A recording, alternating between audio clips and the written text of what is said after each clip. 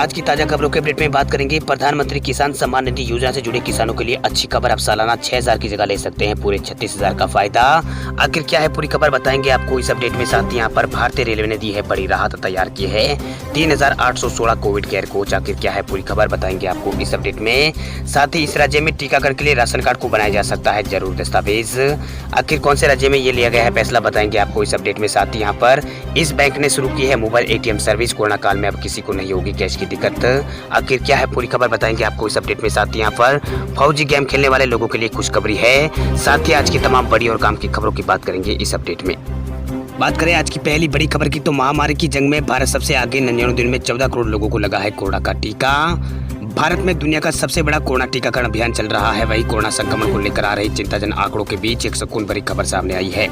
राहत की बात इसी कोरोना रक्षा कवच यानी कोरोना वैक्सीन से जुड़ी है। केंद्रीय स्वास्थ्य मंत्रालय से मिली जानकारी के मुताबिक भारत में सिर्फ 99 दिनों में 14 करोड़ लोगों को कोरोना की डोज लगाई गई है। यानी दुनिया में सबसे तेज वैक्सीन यहाँ पर भारत में लगाई जा रही है। मतलब भारत में सबसे तेजी से यहाँ पर वैक्सीनेशन हो रहा है। वही सरकारी आंकड़ों के मुताबिक शनिवार 8 बजे तक भारत में कोविड-19 वैक्सीन की 24 लाख से अधिक खुराक दी गई थी।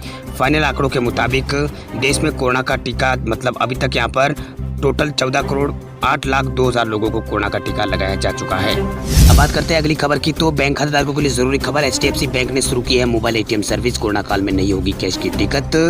कोरोना वायरस के मद्देनजर कई जगहों पर लगाए गए लॉकडाउन के दौरान ग्राहकों की सहायता के लिए पूरे भारत में HDFC बैंक ने मोबाइल एटीएम तैनात किए हैं। निजी क्षेत्र के बैंक की ओर से जारी बयान के मुताबिक इस सुविधा से लोग घर के पास पहुंचने वाली मोबाइल एटीएम वैन से नकदी निकाल सकेंगे।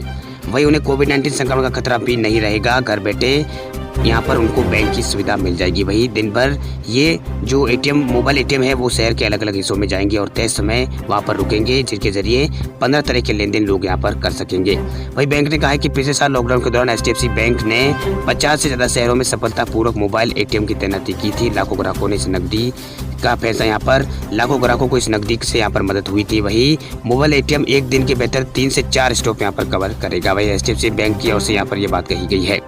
वही आगे उन्होंने ये कहा है कि ये उन लोगों के लिए बड़ा यहाँ पर मदद प्रदान करेगा जो घर से दूर जाने और बुनियादी वित्तीय सेवाओं का लाभ चाहते हैं। वही एटीएम प्रत्येक स्थान पर एक निश्चित अवधि के लिए यहाँ पर रहेगा।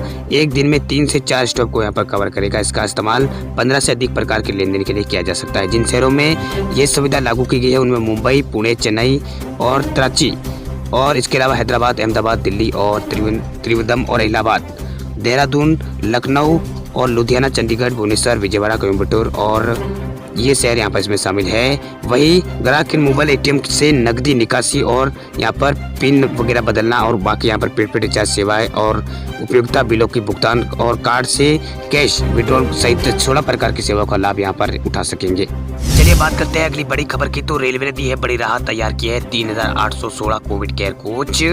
देश में कोरोना वायरस संक्रमण के मामले लगातार बढ़ रहे हैं। ऐसे में अस्पतालों में बेडों की भारी कमी हो गई है। ऐसे में भारतीय रेलवे ने अपनी ट्रेनों के कोचों को यहाँ पर अस्पताल के रूप में बदल दिया है। यानी रेलवे के मुताबिक उसने 5,701 यहाँ पर कोचों को कोविड केयर सेंटर के रूप में बदला है। अभी कुल 3,816 कोच कोविड केयर कोच के तौर पर उपलब्ध है। वही रेलवे ने कहा है कि इन कोचों का इस्तेमाल उन मरीजों के लिए किया जा सकता है जिनकी हालत बहुत गंभीर नहीं है। राज्य सरकार की मांग पर रेलवे कोविड केयर कोच को यहाँ पर शुरू कर रही है। वही पश्चिमी रेलवे जोन के तहत यहाँ पर महाराष्ट्र के नंदुरबार जिले में 28 अप्रैल यहाँ पर 24 अप्रैल तक 21 कोविड केयर कोच है उनको यहाँ पर शुरू कर दिया गया है। इन कोविड केयर कोचों में यहाँ पर 47 मरीजों की भर्ती यहाँ पर किया गया है। मध्य प्रदेश की सरकार ने भी भारतीय रेलवे से भोपाल में 20 और हबीबगंज में यहाँ पर 20 कोविड केयर कोच करने की यहाँ पर अपील की है। ये कोच सरकार को आज यहाँ पर सौंपे जाएंगे। चलिए बात कर लेते हैं अगली बड़ी खबर की तो राजस्थान में बढ़ा है कोरोना संकट। आज से नई गाइडलाइन हुई है लागू। राजस्थान में कोरोना संक्रमण की चेन को तोड़ने के लिए गृह विभाग द्वारा शुक्रवार को जारी की गई गाइडलाइन आज से प्रभावी हो गई है। नई गाइडलाइन के मुताबिक निजी वाहन संचालक दोपहर 2 बजे तक यहाँ पर पेट्रोल और डीजल भरवा सकेंगे, जबकि पेट्रोल पंप और LPG सेवा है वो सुबह 7 बजे से यहाँ पर 12 बजे तक ही यहाँ पर चालू रहेगी। इसके अलावा फल, सब्जी और किराना सामान की जो दुकानें हैं ये भी सिर्फ 5 घंटे यानी सुबह 6 बजे से 11 बजे तक खुली रहेगी, जबकि शुक्रवार शाम 6 बजे से सोमवार सुबह 5 बजे तक वीकेंड कर्फ्यू राजस्थान के अंदर रहेगा। यही नहीं, 26 अप्रैल शाम 5 बजे से निजी यात्री वाहन यानी बस को छोड़कर 1 जिले से दूसरे जिले में जाने पर यहाँ पर ब्रेक लगेगा, मतलब एक जिले से दूसरे जिले में लोग नहीं जा सकेंगे। इसी दौरान केवल इमरजेंसी या फिर जरूरी सेवाओं के लिए ड्राइवर के साथ 50% बैठक क्षमता को यहाँ पर अनुमति होगी। वही खाद्य पदार्थ, फल सब्जी, दूध और यहाँ पर जो अन्य दुकानें हैं इनका खोलने का समय है उनको यहाँ पर घटा दिया है सरकार की ओर से। दौरान अनुमति प्राप्त गतिविधियों के अलावा अन्य आवागमन यहाँ पर बंद रहेगा। अब बात करते हैं अगली खबर की। तो छत्तीसगढ़ में टीकाकरण के लिए राशन कार्ड को बनाया जा सकता है जरूरी दस्तावेज, फैसला होगा जल्द। देश भर में कोरोना के बढ़ते मामलों के बीच 1 मई से सभी राज्यों में 18 से 45 वर्ष के आयु के लोगों का टीकाकरण किया जाएगा। छत्तीसगढ़ में भी यह अभियान 1 मई से शुरू होगा।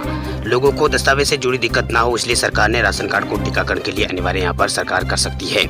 वही जानकारी के मुताबिक इस समय सरकार इसको लेकर तैयारियों में जुट गई है। वही सरकारी सूत्रों के मुताबिक सरकार टीकाकरण के लिए राशन कार्ड को 2 कैटेगरी यानी बीपीएल और एपीएल में यहाँ पर डिवाइड करेगी। इसके तहत सबसे पहले बीपीएल कार्ड धारकों को टीका लगाया जाएगा, इसके बाद एपीएल कार्ड धारकों को यहाँ पर टीका लगेगा। इस पर फैसला जल्द यहाँ पर लिया जाएगा। वही प्रदेश में 42% लोग 18 वर्ष से 45 वर्ष के बीच के आंकड़ों के मुताबिक छत्तीसगढ़ में है। वही 18 वर्ष से 45 बीच के लोगों को 42% आबादी छत्तीसगढ़ के अंदर है, जिसकी कुल यहाँ पर संख्या 1 करोड़ से ज्यादा है। ऐसे में सरकार के लिए यह भी टीकाकरण किसी चुनौती से कम नहीं होगा। बात करते हैं अगली बड़ी खबर की। तो प्रधानमंत्री किसान सम्मान निधि योजना से जुड़े किसानों के लिए अच्छी खबर। अब सालाना 6,000 रुपए की जगह आप ले सकते हैं 36,000 का फायदा। प्रधानमंत्री किसान सम्मान निधि योजना का फायदा लेने वाले किसानों के लिए अच्छी खबर। अगर आप भी सरकार की ओर से मिलने वाले 2,000 रुपए का फायदा उठाते हैं तब आपको सालाना 6 की जगह 36,000 रुपए का फायदा मिल सकता है। आपको बता दें कि केंद्र सरकार जल्द ही प्रधानमंत्री किसान सम्मान निधि योजना की जो 8वीं किस्त है वो यहाँ पर जारी करने वाली है। देश के करीब 11 करोड़ से अधिक किसानों को इस योजना का फायदा मिल रहा है। आपको बता दें कि आपको हम यहाँ पर बताते हैं कि आप कैसे यहाँ पर 36,000 रुपए का फायदा ले सकते हैं। तो आपके लिए आपको ये जरूरी खबर है कि लाभार्थियों को सरकार की जो किसान मानधन योजना है मोदी सरकार की ओर से चलाई जा रही है, इसमें सरकार एक बड़ी सुविधा देती है। इस सुविधा को लेकर आपको अपनी जेब से 1 भी रुपया यहाँ पर खर्च करना नहीं होता है, न ही कोई भी यहाँ पर डॉक्यूमेंट आपको जमा कराना होता है। वही इस योजना में आपको हर महीने 3,000 रुपये यहाँ पर मिलते हैं। वही कैसे यहाँ पर इसका मिल सकता है फायदा, तो हम आपको बता दें कि मोदी सरकार ने इसी साल मोदी सरकार की जो इस योजना है इसका लाभ उन सारे किसानों को मिल सकता है जो प्रधानमंत्री किसान सम्मान निधि योजना का लाभ ले रहे हैं। वही प्रधानमंत्री किसान योजना का लाभ लेने वाले किसान इसका फायदा उठा सकते हैं। वही पीएम किसान के लाभार्थियों को केंद्र सरकार किसान क्रेडिट कार्ड और पीएम किसान मानधन योजना का लाभ भी दे रही है। वही केंद्र सरकार की ओर से देश के छोटे और सीमांत किसानों के लिए ये पेंशन योजना चलाई जा रही है, जिसमें 60 की उम्र के बाद आपको हर महीने 3,000 रुपये की सुविधा दी जाती है। अगर आप पीएम किसान का फायदा ले रहे हैं तो इसके लिए आपको कोई भी एक्स्ट्रा यहाँ पर डॉक्यूमेंट जमा कराने की जरूरत नहीं है। अगर आप पीएम मानधन योजना का फायदा लेना चाहते हैं तो आपको स्कीम से प्राप्त लाभ से सीधा ही अंशदान करने का विकल्प यहाँ पर चुनने की छूट मिलती है, यानी आपके 6,000 रुपये में से उसका प्रीमियम यहाँ पर कट जाएगा। कोई भी एक्स्ट्रा पैसा आपकी जेब से नहीं देना होगा। इसके साथ ही आपको बकाया राशि जो है वो आपके खाते में क्रेडिट कर दी जाएगी। इसी तरह किसानों को 36,000 सालाना भी मिलेगा, जो अलग से 3 किस्तों में आपको मिलेगा। आपको बता दें अगर आप पीएम किसान सम्मान निधि योजना के लाभार्थी नहीं है तभी भी आप इस योजना का फायदा उठा सकते हैं। वही इस योजना का कौन कौन फायदा उठा सकते हैं तो हम आपको बता दें कि पीएम किसान योजना का जो भी किसान इसमें रजिस्टर्ड वो इसका फायदा उठा सकते हैं। वही किसान मानधन योजना का फायदा 18 से 40 वर्ष तक का कोई भी किसान इसका फायदा ले सकता है। इसके लिए आपके पास अधिकतम 2 हेक्टेयर की योग्य खेती जमीन होनी चाहिए।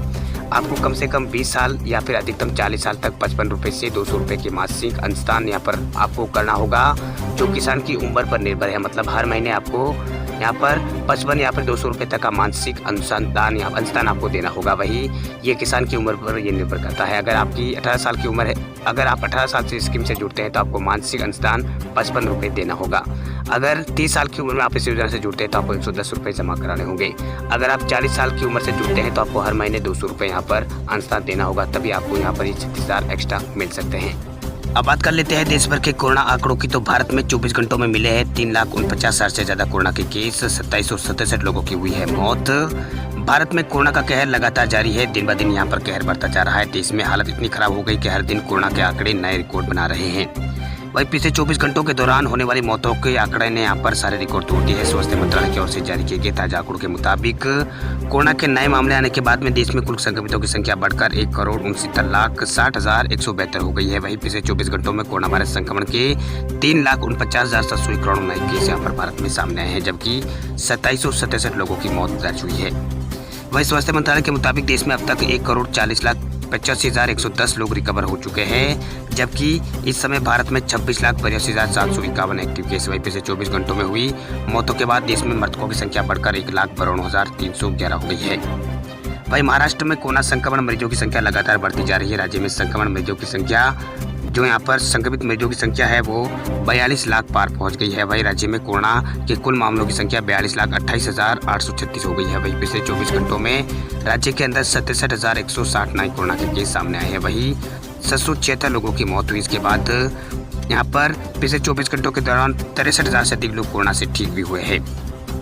वहीं देश के अन्य राज्यों में लगातार कोरोना के मामले बढ़ते जा रहे हैं। वहीं इस बार मुंबई से एक राहत वाली खबर सामने आई है। मुंबई में पिछले 24 घंटों के दौरान 5,888 नए कोरोना के केस आए, जबकि 71 लोगों की मौत दर्ज की गई है। वहीं दूसरी ओर यहाँ पर 8,000 से अधिक लोग पिछले 24 घंटों में मुंबई में ठीक हुए हैं। इसके बाद बात करें दिल्ली की, तो दिल्ली में पिछले 24 घंटों के दौरान 357 लोगों की हुई है मौत। दिल्ली में कोरोना अब यहाँ पर नियंत्रण से बाहर जा रहा है। लगातार बढ़ रहे संक्रमण के चलते 24 घंटों में ही 357 लोगों की मौत दिल्ली में हो गई। वहीं 2400 यहाँ पर जो दिल्ली के अंदर यहाँ पर नए जो केस आए हैं वो 24,103 यहाँ पर नए केस आए हैं। वहीं पॉजिटिविटी रेट की बात की जाए तो दिल्ली में फिलहाल पॉजिटिविटी रेट 32.27% पर बनी हुई है। वहीं पिछले आंकड़ों की यहाँ पर मिलाते हुए अब तक यहाँ पर जो टोटल आंकड़े हैं एक्टिव केस दिल्ली में वो 53,000 से पार पहुंच गए। वहीं तेजी से बढ़ते जा रहे कोरोना संक्रमण के बीच यहाँ पर दिल्ली में लॉकडाउन को बढ़ाने की मांग की जा रही है। इसके अलावा देश के अन्य राज्यों में भी कोरोना संक्रमण के जो मामले हैं वो लगातार बढ़ रहे हैं। कई राज्यों में कोरोना संक्रमण ने सारे रिकॉर्ड यहाँ पर तोड़ दिए हैं। इसके अलावा दिल्ली के बाद यहाँ पर गुजरात, राजस्थान और पंजाब, हरियाणा में भी कोरोना के केसों में लगातार बढ़ोतरी देखी जा रही है। इसके अलावा यहाँ पर पश्चिम बंगाल, बिहार और झारखंड राज्यों में भी कोरोना के केसों में लगातार बढ़ोतरी यहाँ पर देखी जा रही है। राजस्थान में भी कोरोना के संक्रमण के जो केस हैं वो लगातार बढ़ रहे हैं। इसके अलावा यहाँ पर राजस्थान के अलावा जम्मू कश्मीर के भी यहाँ पर कुछ इलाकों में जो कोरोना के केस है वो लगातार यहाँ पर बढ़ रहे हैं। राजस्थान में पिछले 24 घंटों के दौरान जो कोरोना संक्रमण के केस सामने आए हैं वो यहाँ पर डरावने वाले हैं। वहीं राजस्थान में पिछले 24 घंटों के दौरान जो कोरोना के केस आए यहाँ पर वो डरावने वाले हैं। राजस्थान में लगातार कोरोना के संक्रमण के जो केस है वो लगातार बढ़ रहे हैं। अब बात करते हैं अगली खबर की, तो फौजी गेम खेलने वालों के लिए खुशखबरी। गेम में आ रहा है multiplayer game mode death match. फौजी गेम को डेवलप करने वाली कंपनी एनकोर गेम्स ने अपना वादा पूरा करते हुए गेम के आगामी अपडेट की तारीखों का ऐलान कर दिया है। नए अपडेट में गेम में multiplayer game mode death match के साथ साथ कंपनी ने नए वेपन्स भी यहाँ पर कंपनी दे रही है। वहीं रामनवमी के दिन कंपनी ने अपने ऑफिशियल ट्विटर हैंडल से ये यहाँ पर ट्रेजर जारी करते हुए यहाँ पर पोस्ट किया है। वहीं कंपनी ने गेम के अपडेट की तारीख 21 जून यहाँ पर ये तारीख रखा है। वहीं ट्वीट में गेम के अपडेट को यहाँ पर सिनेमैटिक ट्रेलर यहाँ पर दिखाया गया, जिससे गेम का अपडेट की डिटेल यहाँ पर पता चलता है। वहीं ट्विटर पर पोस्ट की गई ट्रेलर में दिखाया गया है कि मौजूदा गेम में आपको मल्टीप्लेयर मोड के साथ साथ कई घातक यहाँ पर हथियार भी मिलेगा। मौजूदा गेम में सिर्फ आपको यहाँ पर डंडा यहाँ पर निहत्था ही लड़ने का यहाँ पर ऑप्शन है, लेकिन अब आपको इस गेम में ऑटोमेटिक गन्स के साथ साथ यहाँ पर स्नाइपर और राइफल के साथ साथ मशीन गन और पिस्टल भी यहाँ पर मिलेगी। इसके साथ साथ कंपनी आपको भी यहाँ पर कई तरह की यहाँ पर इसमें सुविधाएं देखेगी। इसके अलावा यहाँ पर हाथ से फेंकने वाले ग्रेनेड भी आपको यहाँ पर इसमें मिलेंगे। वही ट्वीट किए गए ट्रेलर में ये पता चलता है कि कंपनी ने गेम में अपडेट काफ़ी अच्छे यहाँ पर प्लान जिसके गेम के अंदर काफ़ी अच्छे अपडेट यहाँ पर प्लान किए हैं। वही गेम अभी भारत और चीन की झड़प पर ही आधारित है। वही ट्रेलर में चीनी सैनिकों को दिखाया गया है जिनका भारतीय सैनिकों का यहाँ पर सामना हो रहा है। हालांकि ये देखना रोचक होगा कि गेम का कंट्रोल और गेम की जो गन मशीन है या गेम मशीन को कंपनी कैसे यहाँ पर हैंडल किया है। ये तो यहाँ पर लॉन्च होने के बाद में ही, नए अपडेट आने के बाद में ही यहाँ पर ये पता चलेगा। वही गेम की और जानकारी जैसे कि मल्टीप्लेयर गेम में एक टीम में कितने प्लेयर होंगे या फिर गेम का मैप का अपडेट हुआ है या नहीं, इसकी सभी जानकारी आप ऑफिशियल वेबसाइट पर जाकर ले सकते हैं।